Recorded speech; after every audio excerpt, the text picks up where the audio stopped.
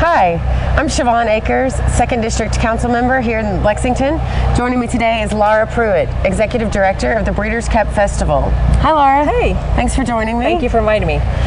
So, today we wanted to talk a little bit about all of the events in Lexington surrounding the Breeders' Cup, as well as where people can enjoy the race if they don't have tickets specifically for the race. Okay, well, Shevawn, there's a ton of stuff going on in Lexington. Our host committee has built a week of events for horse lovers and non-horse lovers.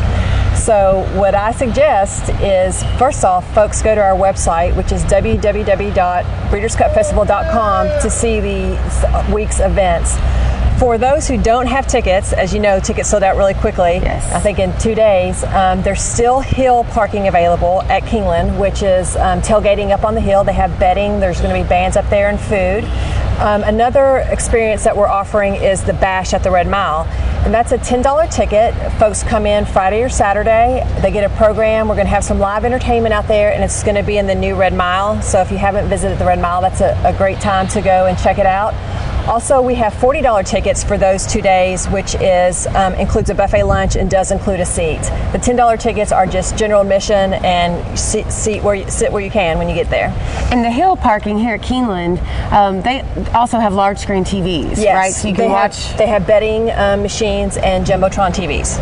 Great, great. How many people do you expect for the race?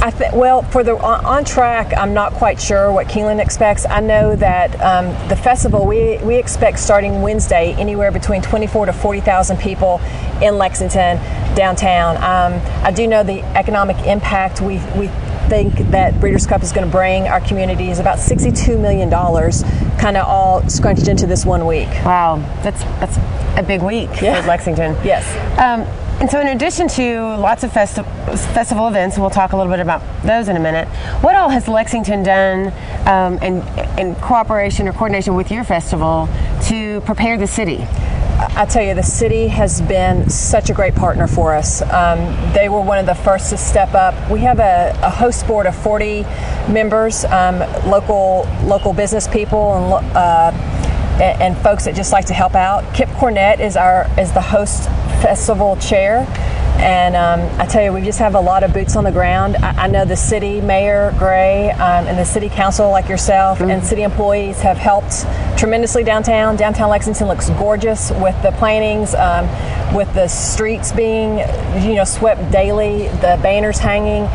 Today when I left my office, they were putting up the twinkling lights and all the trees going down Main Street. So we all know that this is a great time to put Lexington out there. We're going to be in national news. There's over 300 media coming in for the Breeders' Cup, so all eyes will be on us, and I think everyone has the same goal in mind, which is to make Lexington shine and make people want to come into Lexington that normally don't. Right, to bring them back here and put our best foot or best face forward. Yes. I know that there's a lot of public art being installed on different intersections in downtown, along corridors, major corridors from the interstate. Downtown, like you mentioned, are getting lots of new flowers and plantings, landscaping. So let's talk a little bit about the festival and all the events. Right. So we're planning things for tourists and those visiting Lexington, but everybody who lives here can take advantage of those activities as well. Yes, and what's great about it is probably 80% of our programming is free and open to the public. We start off our whole week Sunday. I don't know if you all are familiar, but there's a big parade that goes on downtown. The Thriller Parade, where folks, thousands of zombies are marching downtown. So that night, after they march downtown, our first act for the week is Here Come the Mummies, which is a really fun musical group. They're actually dressed like mummies, and they're out of Nashville, and that's going to be a lot of fun. That kicks off the week. So there's And they're music. playing at the Courthouse Square? Yes, Is that right? We're going to have 2 stages. One large stage covered at Courthouse Square, and then down at Cheapside Pavilion, Okay. we'll have kind of like what the Thursday Night Live group is. So every night there's great entertainment on both stages. Also, we're going to have beer trucks and food, and it's just a festival atmosphere.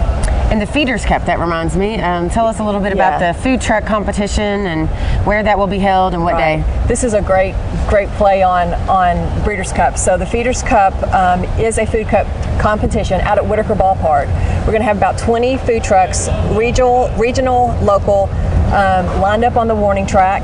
$20 for 20 trucks, $20 to get in, all you can eat from the trucks. We're going to have nightly entertainment there. It's on Saturday the 24th. Okay. From 3 to 10. Keeneland's racing that day, so we invite everybody to come out after the races, and the folks that are there are going to be the judges. So the top 5 trucks that win in the categories will be downtown all week in our winners circle lane, kind of having their products and being able to sell their products. Excellent. Great for the food trucks and for those who haven't tried them. Head on down to Whitaker Bank Ballpark on Saturday.